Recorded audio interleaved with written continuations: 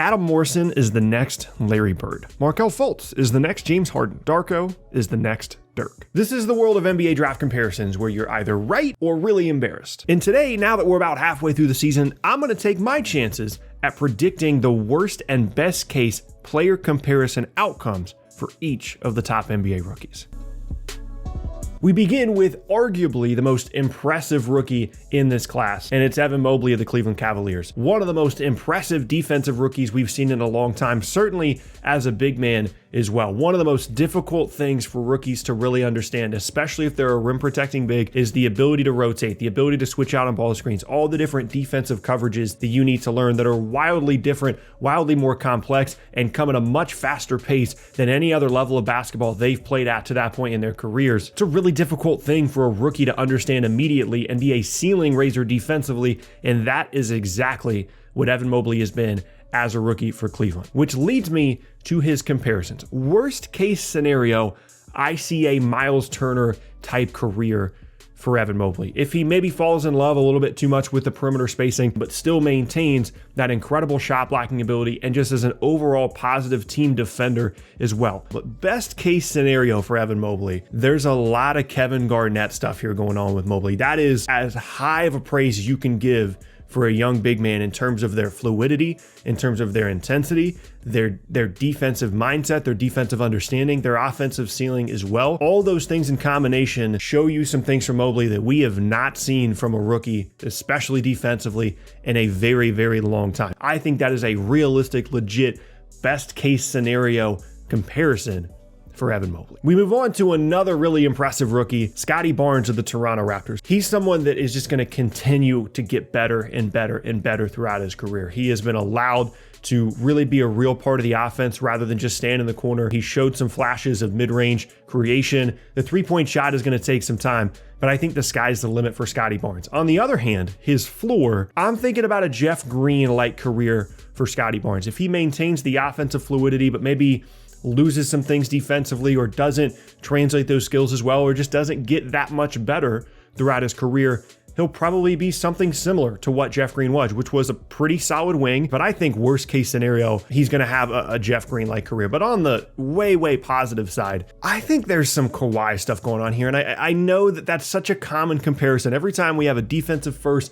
crazy athletic, long wing that has some offensive potential, everybody throws the Kawhi thing out there. But best case scenario, the peak version of Scottie Barnes is someone that continues to grow as a playmaker, someone that is really efficient in the mid-range, is incredibly athletic and strong and fluid for someone his size, and has the ability to be the best wing defender in the entire league. When you're talking about 100% of what a player could be, we're looking at potentially the next KG and the next Kawhi coming out of this one draft class in Mobley and Barnes. We move on now to the latest drafted rookie to be included in this video, and that's Franz Wagner of the Orlando Magic. I didn't really have a ton of context for what kind of pro he was going to be when he came into the league. I didn't know if he was going to be able to be a wing. I didn't know if he was going to be able to guard. I didn't know if he was going to be able to be efficient enough offensively. He's been all those things and more. Granted, on an Orlando team that needs offense, they need a rookie in Wagner to really produce for them, probably more than any other team in the league. They really rely on their younger players. In terms of his floor, if he improves his three-point shot in a significant way, I'm thinking about an Otto Porter type career here for Franz Wagner, a player that has been really, really solid throughout his career. Yes, he's been overpaid. Yes, there have been times where maybe he's been a bit overrated, but at his peak in Washington, he was one of the most efficient three-point shooters in the league. He could guard threes. He wasn't a crazy athletic guy or getting to the rim all the time, but he could score at multiple levels and was just a good all-around basketball player. Now, in terms of peak, we're not looking at Kawhi or Kevin Garnett here for Wagner. However, I kind of like the Gordon Hayward comparison for him. When you look at what Hayward was early in his career, once he started to get some significant run for Utah, statistically and stylistically, there's a lot of interesting similarities between him and Wagner. They're both very square is the only way I can describe it. Everything that they're doing is balanced. It's at their own pace. They use their shoulders to kind of get in front of and get around people. Wagner's even more athletic than young Hayward was. But I think if he continues to grow as a playmaker and as a three-point shooter, he could be an all-star caliber player moving forward. That's kind of what I'm thinking moving forward in terms of best case scenario for Franz Wagner. Okay, it took a while, but we're going to get to the first pick in the draft now. Cade Cunningham. There's a lot of people that are kind of marked down or they're out on Cade Cunningham because other guys have been more exciting. It doesn't help that he got hurt to begin his rookie year. He hasn't been incredibly efficient from the floor, but I see a lot of positive things from him. Worst case scenario, I see a Spencer Dinwiddie type career for Cade Cunningham, someone that never really truly fits as the lead guard on a team, but fills a really nice role as a combo guard that's a bit more score first in Dinwiddie's case. But I think Cunningham certainly has the potential to be a much better playmaker than Dinwiddie's been throughout his career. Lacks efficiency overall, but is someone that you would like to have on your basketball team, provides nice size as a combo guard. Best case scenario, this is the comparison I struggled with the most because a lot of people compared Cade to Luka in the pre-draft process. I don't really see that. I don't really like that, but I will use one of the more interesting Luka comparisons at the time that he came in the draft, and that's a taller version of James Harden. Now, statistically, it's incredibly unlikely he's going to reach the same peak that Harden did because the usage rate of Harden in Houston is probably going to be unmatched for a long, long time. So I'm not saying he's going to start averaging 30 and 12 and win an MVP's best case scenario. However, in terms of his skill set as a taller, bigger player that isn't an incredible athlete but gets anywhere they want to on the floor, if he improves his three-point jump shot and he kind of works in those step backs into his game, it opens up everything for him. He's an incredible playmaker, really elevates the players around him. If you put good players around Cade Cunningham into the future here, I think you're going to have a really good basketball team, and that's probably the biggest comparison between him and Harden. That's what I kind of envision for him moving forward. Next up, a player I love talking about, Josh Giddey, the Oklahoma City Thunder. I really struggled with his worst case comparison because he's such a unique player, and he's a player that a lot of times we've seen succeed, and I do think there's a decent floor here. I didn't want to go with, like, Emmanuel Mudiay is a player that came to mind for me in terms of an absolute bust at the top of the draft, someone that was bigger, could get to the rim, never developed as a three-point shooter, had decent vision. I didn't want to say that for Giddey because I just think he's already shown enough to say that his floor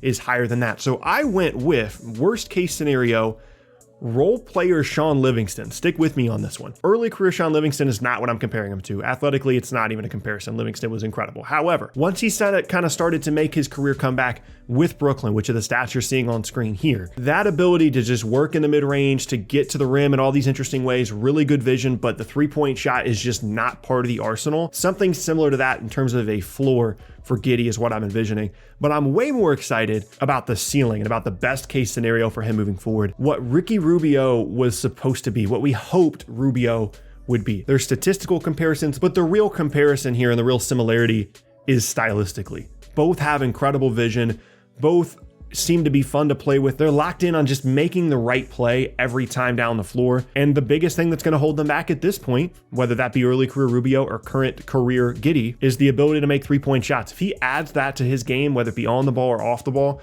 the sky's the limit for him. And he could be such an interesting combination alongside SGA in the backcourt in Oklahoma City. And I'm really looking forward to and hoping to see him continue to improve and become what we hoped Ricky Rubio would have been. And last up now, maybe the most controversial rookie of all the top rookies in this class, and it's Jalen Green. The issues for him are pretty clear to see. He's not an efficient shot maker. If he's not getting all the way to the rim, it's relatively likely you're going to get an inefficient shot attempt from him. And he hasn't been a very good playmaker either. Granted, it's not a fantastic situation in Houston. They're not very good, but there are a lot of players that require the basketball, which takes the ball out of the hands of Jalen Green, where he's certainly most effective. Worst case scenario, I went with Brandon Knight, which is a weird comparison, but stick with me. I'm thinking about Knight as pre-injury, a guy that looked like he was going to be a really good player as a scorer, as a playmaker. Then he got hurt, and that athleticism that he brought to the table just wasn't there anymore, and that really slowed him down. But pre-injury, he looked like he was going to be a really good player, albeit inefficient and maybe not the best playmaker as a perimeter guy. And I could see Jalen Green becoming, worst case scenario, still a good NBA player, still a solid player, but not someone you're counting on as a starting guard. But best case scenario, and I think this speaks to the polarizing prospect that is Jalen Green. Best case scenario, he's shooting guard Ja Morant. Like, that's the gap. It's the biggest gap of any comparison in the entire video, to go from like Brandon Knight to shooting guard Ja Morant. That's the ceiling, and that's the polarity of Jalen Green's game and him as an NBA player. He has all the athleticism in the world. He's an incredible 1 foot, 2 foot jumper. Doesn't matter. There's some rose there. There's some rust there. But I went with Morant specifically as a shooting guard because I just don't see the playmaking instincts from some of the better point guards in the league, which I think Morant is becoming, which kind of points you a little bit more in that rust direction. But I feel like Morant is a bit more of a modern guard in the fact that he's going to learn how to shoot pull-up threes, how to be more efficient in the mid-range, how to get all the way to the rim and to the free throw line. So I see more so a Morant comparison. And just like with every other player on this list, I hope he reaches it, because this could be such a fun rookie class. And those are my comparisons. Feel free to roast them down in the comment section below if you enjoyed the video. Make sure to leave a like rating on it. My name is Tucker. Hope you have an awesome rest of your day, and I will see you all next time.